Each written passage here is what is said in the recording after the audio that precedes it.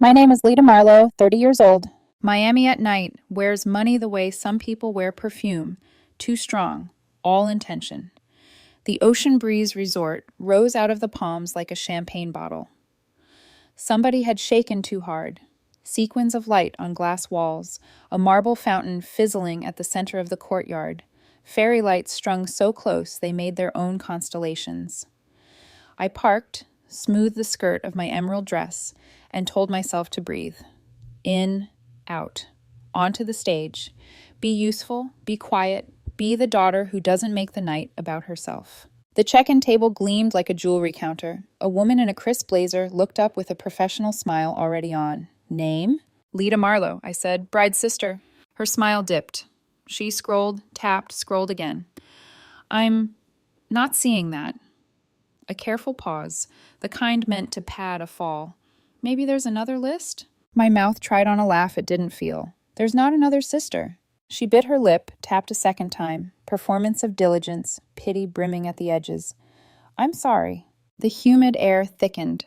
I could feel it collect at the base of my neck where the necklace rested. It's a mistake, I said. It has to be. You could call someone, she offered, soft, suggesting I invite a witness to my own erasure. Right. I thumbed open my phone and dialed Marjorie. 2 rings. 3. Lita, she answered, distracted, glassware clinking somewhere on her end, warmth nowhere. We're busy. I'm at the entrance, I said, light as I could make it. They can't find me on the list. Oh, for heaven's sake, a sigh inflated, popped. Stand by. I'll send someone. Mom! Click. Silence. The check-in woman watched me with that glowing sympathy I loathe, the kind that insists on naming the wound before you do. I pocketed my phone. If I stood in this light any longer, I'd become the story Vivian wanted, neediness in heels. Footsteps on tile. My sister glided toward me, the dress she'd chosen exactly the color of applause. Vivian's smile could have cut sugar. Lita, what's wrong? They don't have me, I said, on the list. She widened her eyes, a practiced choreography of surprise. That's awful. Must be a glitch. A beat. Do you want to fix the glitch? I asked. Oh, totally. She didn't move. She admired me the way people admire art they don't intend to buy. Don't stress, okay? Just find a spot. We'll sort it out. Behind her, the fairy lights hiccuped, one stutter, like a lie clearing its throat. I could say a lot about the years that trained me for this moment. The way Marjorie's pride poured toward Vivian like water down a carved channel. The way Philip perfected silence so well it became furniture. But the short version is this. I knew a door slamming when I heard one. And I knew the other kind of door, too. I texted Wendy, locked out, not on list. Help? Her reply came fast. Side entrance, hibiscus hedge. 2 minutes. Great talk, I told Vivian, and stepped away before the smile fell off her face. She didn't call after me.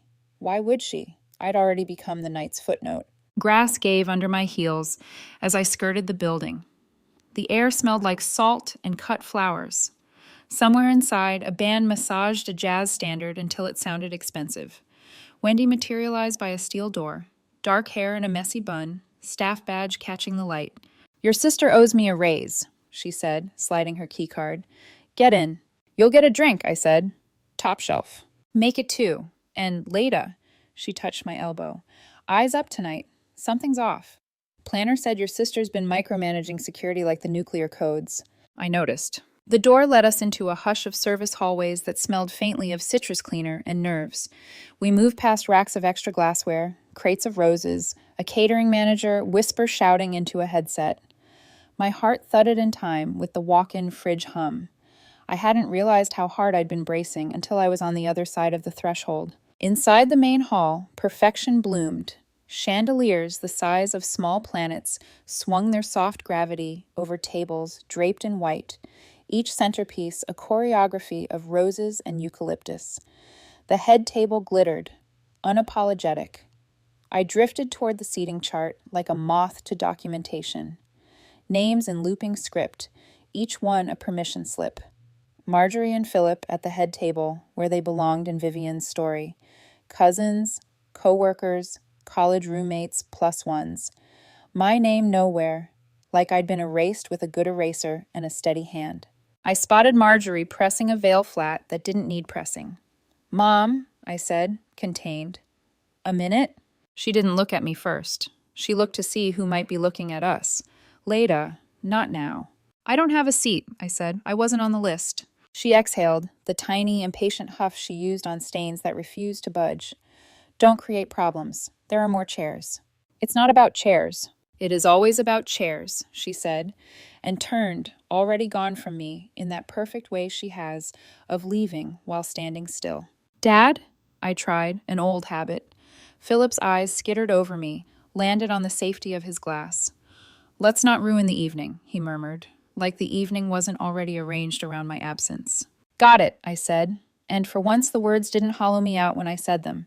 They just sat there, factual as place cards. By the bar, the bartender slid me water without asking, like the room had briefed him. I took the glass and watched the dance floor fill with the choreography of wealth, laughter ending in teeth, embraces that swerved before the heart could get involved. The fairy lights shivered again. I thought about a different light, the cold rectangle of a computer screen in Marjorie's home office 2 years ago, a folder with Vivian's name, emails like knives wrapped in tissue. It's all about leverage. Find what people want and use it. Families are especially easy if you play the part. I had closed the folder then and pretended I'd never seen it. Pretended she didn't write sentences like that. Pretended love was not a currency. Lita, right? A voice said, clean as bourbon. Ryan Kennedy stood beside me. Up close, he looked a shade out of focus, like he'd been held too long in someone else's idea of him. The perfect groom, edges buffed until they squeaked. Congratulations, I said, and meant it in the way you mean it to someone who might be walking into a room you've seen on fire. He didn't smile. Can I ask you something off the record? Depends what the record is. He glanced at the head table, where Vivian laughed with her whole face and none of her eyes. Does she talk about me when I'm not around? Differently, I mean. The question clicked into a place I'd been avoiding. I lifted my water, bought a second to not lie and not ruin his night with a truth that would ruin everything. Vivian talks like a strategist, I said carefully, even about herself. That's not a no. It's not a yes. He nodded once, throat working. She's been secretive. Meeting calls she hangs up when I walk in. I keep thinking it's stress, but... He stopped, like the rest of the sentence contained explosives. Have you asked her? I said. I'm choosing the right moment. He looked back at the room. There's never a right moment. Wendy brushed past, a whisper in motion. Planner's office down the service corridor. Laptop left open sometimes. If you needed 5 minutes, I could buy you 6. Wendy, I warned, but she was already gone. A shadow with a clearance badge. Ryan set his empty glass down, too carefully. Nice to meet you, Lita. He walked away like a man performing stability on a moving floor. I stood there, breathing around a choice. Loyalty, as I'd been taught it. Keep your head down. Let storms pass. Or the other kind. The kind that names what's wrong in time to save people from it. The fairy lights blinked. 1, 2, a heartbeat that wasn't mine. If the door won't open, you find another one. 5 minutes, Wendy whispered at my shoulder, eyes bright with the trouble we were always going to be to each other. You in? I set the glass down. My hands were steady. I'm in. We slipped back into the cool arteries of the resort, heels softened by carpet, the music thinning behind us until it became a pulse I could outrun. Somewhere ahead, a small office waited with its own light, blinking. Somewhere behind, my sister shone too hard, dared the room not to squint. And somewhere between them, the truth moved on its own, quiet as a tide and just as unstoppable. I didn't look back. Inside the hall, through the glass, I caught a last glimpse. Ryan laughing too loudly. Vivian collecting the sound, bottling it. The fairy lights fluttered again. 3 beats now, almost a pattern. Patterns, once you see them, don't stop showing themselves. The hallway behind the ballroom was quieter, cooler, full of the forgotten machinery that makes perfection possible. Industrial fans, crates of folded linens, a faint hum from the ice machine. Wendy led, her badge glinting every time a light flickered overhead. This way, she whispered, glancing behind us. Office is 2 turns past the storage closet. Staff will be on cake duty for at least 10 minutes. 10 minutes. Enough to blow a life open. As we walked, I caught my reflection in a polished steel door. Eyes bright. Mouth set like someone I didn't quite recognize. I wasn't the invisible sister anymore. I was something else, and it scared me. Wendy, I said quietly, why are you helping me do this? She smiled without turning. Because you'd do it for me, and because rich people shouldn't get to script everyone else's story. Her words hung between us, heavier than they sounded. We reached the small office wedged between catering storage and the staff lounge. Its frosted glass door glowed faintly from the light inside. Wendy tugged her phone from her pocket. Give me 6 minutes, Aisha, she said. I'll redirect the planner, pretend she's got a floral emergency. Before I could reply, she vanished down the hall. I stood alone, the hum of the resort pressing in like a heartbeat. I thought about Ryan's face at the bar, how he looked like someone holding a secret he didn't choose. About Vivian's calm cruelty, the way she'd smiled when the hostess said, "You're not on the list." I pushed the door open. The office smelled like perfume and printer toner. A laptop sat open on the desk, the glow soft blue. Schedules covered the wall. Guest tables, invoice spreadsheets, wine orders. Ordinary chaos. Then I saw it, a printed email half hidden beneath a clipboard. Subject, Securing the Future. From Vivian Sanders. To Claire Whitmore. Ryan's family money is all tied up in trusts, but his mother still controls most of it. Once the marriage is official, I'll get him to transfer a small portfolio into joint accounts. Just optics, really. If he hesitates, I'll loop in the lawyer you recommended. Either way, I'll be fine by next year. Keep this between us, and please thank Marjorie for the introduction. She said you'd be discreet. Marjorie. My breath caught. My mother had introduced her?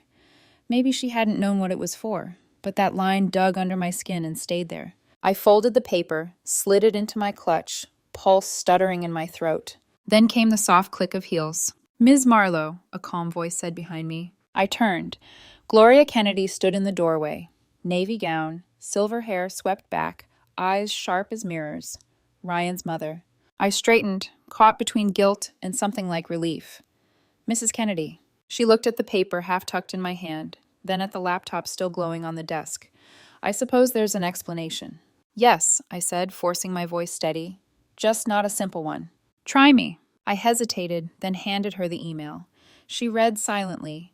Not one muscle of her face moved, but the tension in her jaw pulsed faintly. When she finished, she laid the paper on the desk as if it might stain. How long have you known? About her, I said. I've suspected for years. But this... I gestured at the page. This is new. Gloria's gaze lingered on the word Marjorie. So your mother connected her to this Claire woman?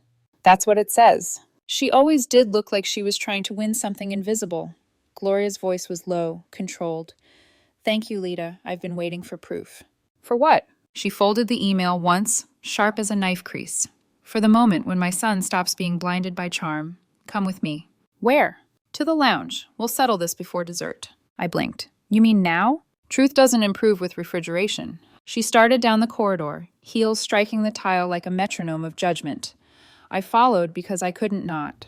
My hands were damp. Somewhere behind us, the band swelled into another song, a bright lie to drown the storm gathering in the wings.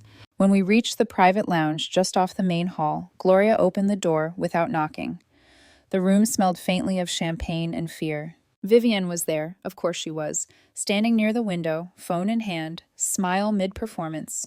Ryan paced behind her, his bow tie gone, the veneer slipping. On the couch sat Marjorie and Philip, their expressions frozen somewhere between confusion and dread. Gloria, Vivian began, voice smooth as syrup. Everything okay? Depends on your definition, Gloria said, stepping aside to let me in. Vivian's eyes found me and narrowed.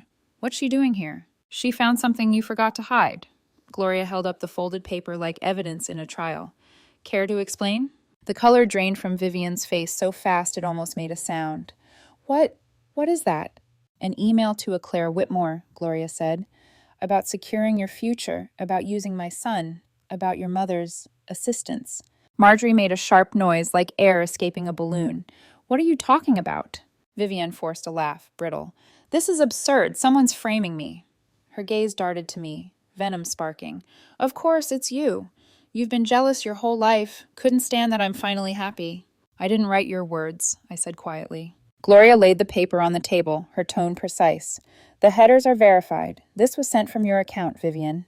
Ryan stopped pacing. His voice was soft, wrecked. Is it true? Vivian's mask cracked. just a hairline fracture. Ryan, no, of course not. But the silence that followed belonged to everyone. Marjorie's face had gone the color of candle wax. Philip looked down, as if reading invisible text on the carpet. Gloria's voice sliced through. Let's all sit. No one moved. The band outside shifted songs again, a cheery saxophone bleeding faintly through the walls. In here, time bent around the weight of what we all now knew, or almost knew. Vivienne's breath hitched, her eyes darting like trapped light. Ryan's hand twitched at his side, empty now. His glass long gone. I felt my own pulse slow, a strange calm surfacing, the kind that comes right before lightning hits. Gloria looked at me. You did the right thing bringing this here. I wanted to believe her, but part of me knew this wasn't about right or wrong anymore. It was about exposure, about which version of the story would survive the night. Vivienne's gaze found mine, cold and trembling all at once. You think you've won something? She hissed. I didn't answer. There was nothing to win, only a truth none of us could unsee. And outside, through the glass wall of the lounge, the fairy lights flickered again. Once, twice, then went still. Silence has a sound. Thin, electric, and about to break. Gloria set the folded email on the table like a detonator. Vivienne, she said, calm but sharp. I'll ask once. Is this yours? Vivienne's hand twitched toward it, stopped halfway. Anyone could have written that, she said, the pitch of her voice too sweet to be believable. You think I'd be stupid enough to put something like that in writing? You'd be surprised, Gloria replied evenly. People in love, or pretending to be, forget how traceable deceit is.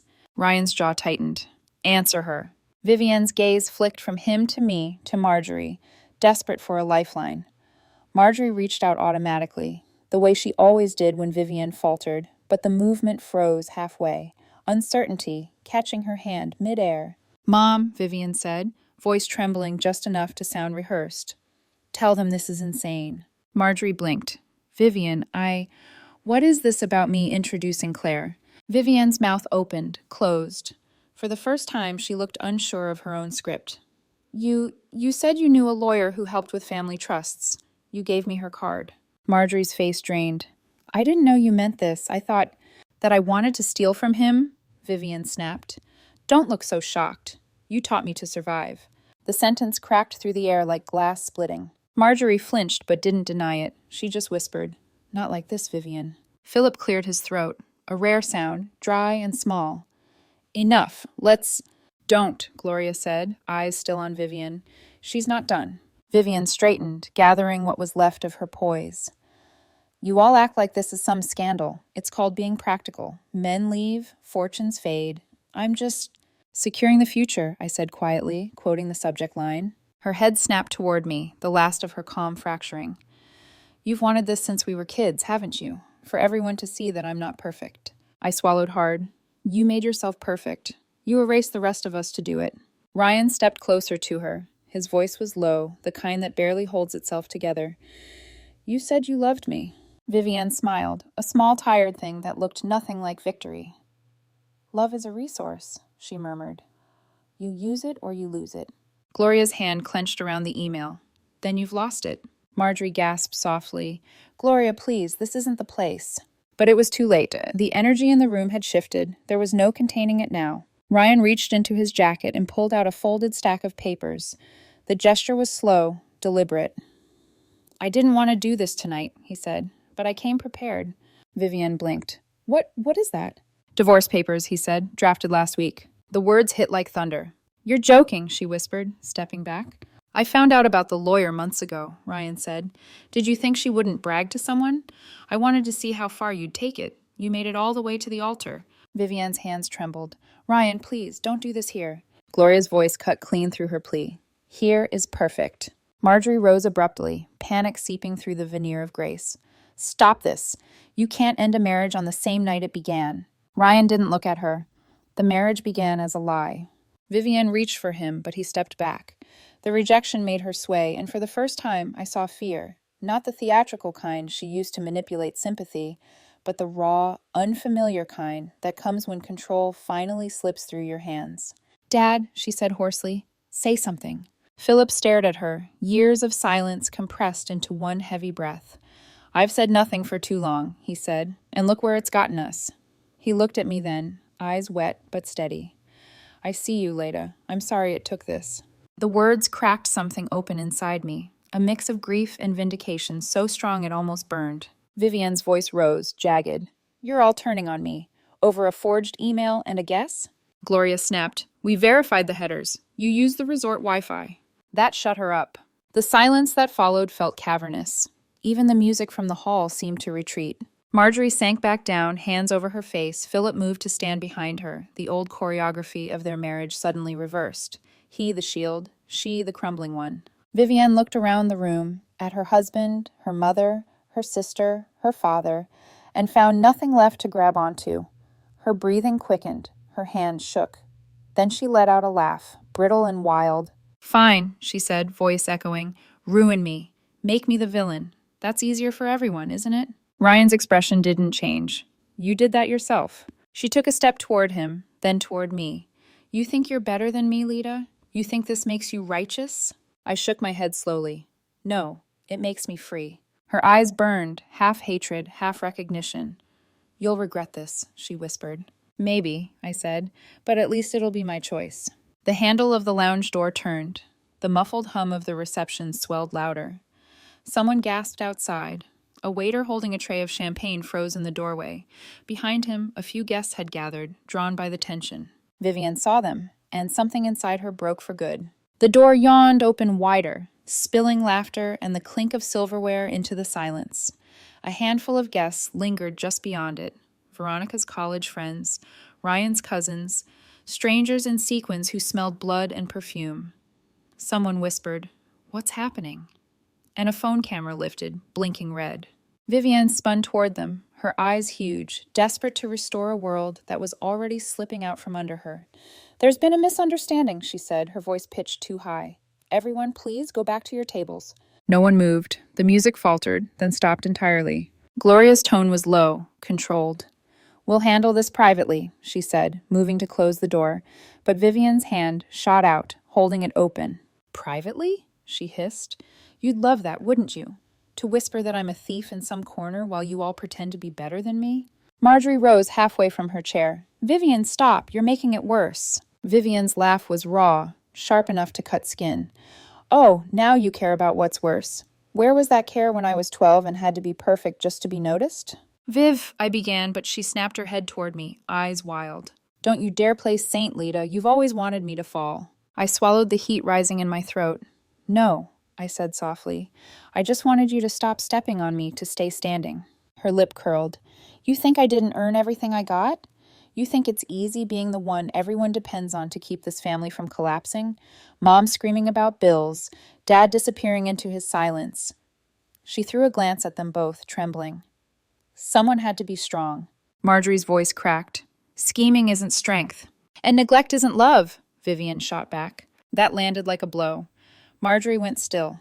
Philip's hand found the back of her chair, a steadying gesture that said more than words. Gloria folded her arms, the email still in her hand. Excuses don't change facts, Vivian. You plotted to drain my son's accounts. Vivian turned on her. Oh, spare me the moral high ground. You raised Ryan in a glass house and act shocked that someone learned how to throw stones. Ryan's voice was quiet but final. This ends now. He reached for the divorce papers again, laying them flat on the table. You signed a marriage certificate under false pretenses. You don't get to talk your way out of that. Her shoulders sagged. For a moment, the fight seemed to drain out of her. She looked smaller, almost childlike, surrounded by the wreckage of her own making. Ryan, she whispered, please, don't do this in front of them. Gloria spoke before he could answer. He's already done it, dear. You just refused to notice. Outside the lounge, the guests' whispers turned to murmurs. A waiter's tray trembled. Someone gasped as the word divorce carried through the open door. Vivian saw the phones raised, the judgment blooming like a disease. Her face hardened. You all want a show? She said, stepping forward. Fine. Watch the sainted sister twist the knife. She lunged toward me, hand raised. Not quite a slap, more a warning. But before it could land, Gloria was between us, her grip steel around Vivian's wrist. Enough, she said. The word froze the air. You've embarrassed yourself enough for one night. Vivian yanked free, stumbling back. The heel of her shoe caught on the edge of the rug. She steadied herself on the table, eyes blazing. This isn't over. Ryan shook his head slowly. It is for me. Marjorie whispered, Vivian, please, sit down. Vivian looked at her, a strange sadness flickering behind the fury. You'll always choose whoever makes you feel less guilty, won't you? She said. Tonight, that's Lita. Tonight, I said quietly, it's the truth. Her stare found me again, unblinking. You think they'll thank you for it? You think Dad will suddenly love you more? He won't. You'll still be the one they forget to list. The words should have hurt. Once they would have. But now they just hung there, old ghosts losing their grip. Maybe, I said, but I won't be forgotten for staying silent. The fairy lights outside flickered through the glass again, that same trembling pulse. Vivian's voice broke. You'll regret this, she whispered, but it sounded smaller this time, almost a promise to herself. Then she shoved past Gloria, through the doorway, straight into the murmuring crowd. The room followed her with their eyes, phones raised, whispers spreading like wildfire. Ryan didn't move. Marjorie collapsed into her chair. Philip exhaled like he'd been holding his breath for 30 years.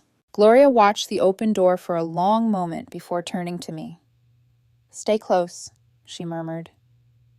It's not safe for her or for you when a person like that has nothing left to lose. The words chilled me more than I expected, because deep down, I knew Gloria was right. Vivian's exit wasn't surrender, it was strategy. And if I'd learned anything growing up as her sister, it was that Vivian Sanders never lost quietly. Outside, the first crack of thunder rolled somewhere over the ocean, distant but closing in. The storm broke not in the sky, but in the room. The lounge door stayed open, and with it came the chaos. Gasps, camera flashes, the shuffle of bodies craning for a better look. Someone whispered, Is that the bride? And then everyone knew. The wedding that had been curated to perfection, press photos, influencers, champagne fountains, was unraveling live. Vivian stood at the center, framed by chandeliers and panic. Her dress shimmered under the lights like cracked porcelain. Turn those off, she shouted, but the phones kept recording. You don't get to film me like this. Vivian, Ryan said, stepping forward, voice steady but carrying. This ends here. You lied. You used people. I can't fix that for you. She spun toward him, eyes wide. You think you're innocent? You married me for what I looked like standing next to you. Polished, charitable, brandable. Don't act holy now. The crowd inhaled as one. Enough, Gloria said, her tone slicing through the air. This spectacle is yours, not ours. Vivian laughed, sharp, hysterical. Of course you'd say that. The Kennedys always close ranks. That's why I married into this family. Money, manners, and matching sets of lies. I stepped forward before I realized I was moving. Vivian, stop. She looked at me, and for a fraction of a second, something human flickered beneath the fury. You don't understand, she said, voice trembling. If I lose him, I lose everything. You never had him, I said softly. You only had the illusion. Her breathing quickened. Around us, the music had stopped completely, leaving only the patter of rain starting against the glass walls. The storm outside was coming for real now. Marjorie rose unsteadily, her face pale, tears streaking her foundation. Vivian, she whispered, I tried to warn you that games like this don't end well. Vivian's eyes flared. Warn me? You taught me. Every time you told me to smile when I wanted to scream, every time you said we had to keep up appearances, you built me. The words hit Marjorie like slaps. She reached for Philip, who stood motionless beside her, silent as always, but his jaw set in a way I'd never seen before. Vivian, he said quietly, you're our daughter, but this isn't strength, it's cruelty. Her lower lip trembled. You're lecturing me now? After years of pretending not to notice what Mom did? After letting me be the perfect one because you couldn't stand to look at her flaws, or yours? She was right in a way that hurt everyone. For a long moment, the air held nothing but the storm outside and the weight of what had just been said. Then Gloria moved closer to her son. Ryan, she murmured, let's go. There's nothing more to salvage. He nodded, face pale but resolute. He turned back to Vivian. You'll hear from my attorney tomorrow. Vivian's knees buckled slightly. She caught herself on the edge of a table, staring down at the wedding cake. 3 tiers of sugar and performance, perfect and untouched. Then, in one motion, she slammed her hand through the bottom layer. Gasps rippled through the room as frosting splattered her dress, her arms, the white floor. There, she said, voice shaking. Now it's perfect. Ryan didn't look back. He walked out with Gloria at his side, their silhouettes framed against the flicker of lightning through the glass doors. Marjorie sank into a chair, sobbing silently. Philip placed a hand on her shoulder, steady but distant, as if he was still learning how to comfort. Vivian turned to me last. Her makeup was streaked, her hair coming undone, but her eyes burned clear. You wanted them to see me fall, she whispered. Congratulations. I shook my head. I just wanted to stop pretending this was love. She stared at me for a beat, and something unreadable passed between us. Recognition, maybe regret, maybe just exhaustion. Then she grabbed her clutch and walked out, pushing through the stunned crowd. The door swung shut behind her with a hollow thud. The room exhaled. The band, uncertain, began playing again, soft, aimless notes that didn't fit the moment. A few guests drifted back to their tables, murmuring. Marjorie sat still, face in her hands. Philip finally spoke, his voice rough. I should have stopped this before it got this far. I looked at him, startled by the honesty in his tone. You couldn't, I said quietly. Vivian never let anyone stop her. He nodded once, eyes glistening. Still, I let her make you small. The words landed heavier than any apology.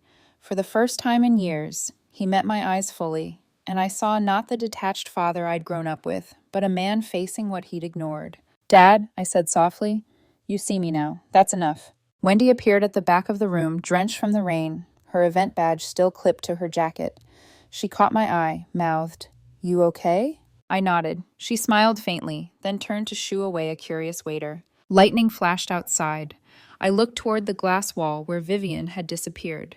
For all her cruelty, she was still my sister, walking out into a storm she'd made herself. I should have felt triumphant. Instead, I felt hollow. Maybe every truth comes at a price, and maybe mine was knowing that even when the villain falls, no one really wins. Thunder rolled again, shaking the chandeliers. I turned to Wendy. Let's go, I said. She nodded, and together we stepped out of the hall.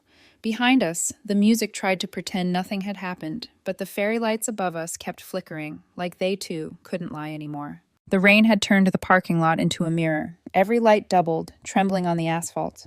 I stepped into it barefoot, my heels hooked by one finger, my emerald dress damp around the hem. The night smelled like wet salt and endings. Wendy jogged up beside me, shaking water from her hair. You sure you're okay to drive? She asked. Yeah, I said. I've been leaving this place my whole life. Tonight just looks wetter. She huffed a laugh and handed me her jacket. You're a poet when you're wrecked. I slipped it on, grateful for the warmth. Behind us, the resort still glowed, a fishbowl of whispers and glittering ruins. I could see Marjorie through the glass, still sitting where she'd collapsed. Philip stood next to her, not touching her, just there. That was new. Ryan and Gloria were gone. Vivian was gone too, swallowed by the city or the storm. Wendy leaned against her car. So, what now? I don't know, I said honestly. For the first time, I don't have to. She studied me. That email, you realize what it really showed, right? That Vivian's a con artist? That your mother helped her without meaning to? I nodded slowly.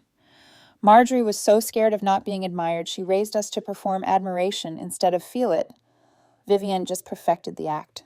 And you quit the play. Finally, I smiled faintly. Guess that makes me the understudy who walked out mid-scene. Wendy nudged my arm. Then you need a new script. She pulled out her phone, scrolled. The Orlando event I mentioned still wants a freelance editor. 2 weeks, good money, chance to work with real clients. Want me to text the manager tonight? I hesitated. My brain still hummed with everything. My sister's voice, my father's apology, my mother's silence. But underneath all that noise, a quiet pulse waited. Possibility. Text her, I said. If she asks, tell her I start Monday. Wendy grinned. Now that's the Lita I know. She opened the car door for me, like she'd decided we were done with ceremonies. Come on. There's a diner up the road that serves pancakes at midnight. You're buying. Deal. We drove through sheets of rain, the wipers beating time. When we reached the diner, it was nearly empty, just truckers and ghosts. Over coffee and syrup, I let my shoulders drop for the first time that night. My phone buzzed. Marjorie. Please call me. We need to talk. I stared at the screen, thumb hovering. I could picture what she'd say. How sorry she was for everything. How families make mistakes. How I should forgive because we're blood. Wendy watched me. You gonna answer? No, I said. Not tonight. I set the phone face down on the counter. Maybe someday. When she stops calling to fix her guilt and starts calling to see me. Fair, Wendy said, raising her mug, to seeing yourself first. I clinked mine against hers. The sound was small, perfect. A week later, I was in Orlando, living out of a rented studio apartment that smelled faintly of paint and new beginnings. The project with Wendy was real work. Deadlines, edits, late nights, but it filled the space in me that family had hollowed out. Marjorie left 2 more voicemails I didn't listen to. Philip sent a text. Proud of you, Lita. I typed thanks and deleted it. Not because I was angry, but because I didn't need to explain my piece. And Vivian, she went silent. Her social media disappeared. A friend from Tampa said she'd seen her boarding a flight to Atlanta. Maybe she'd reinvent herself again. She was good at that. One evening, I unpacked the last of my boxes. At the bottom, I found a framed photo from a long ago Christmas. Marjorie smiling too wide, Philip half absent, Vivian dazzling at the center, and me on the edge of the frame, half cut off. I turned it over. The back was stamped with the photographer's note, retouch glare. I laughed quietly. No need, I whispered, setting it face down. Outside, the city hummed, traffic, sirens, life moving on. I stepped out onto the tiny balcony, the air heavy with summer. Somewhere far away, thunder rolled again, faint now, like memory losing its edge. For the first time, I didn't flinch. I thought of Wendy's words, "You need a new script." She was right. This time I'd write it myself. And if Vivian ever came back with another performance, another mask, I'd let her talk. Then I'd smile, wish her well, and walk away before the lights could dim. Because some stories aren't meant to be fixed. They're meant to be finished. I watched the clouds scatter over the city, the last trace of stormlight slipping through. The air tasted clean. Freedom didn't feel like triumph, it felt like quiet. And quiet after everything was enough.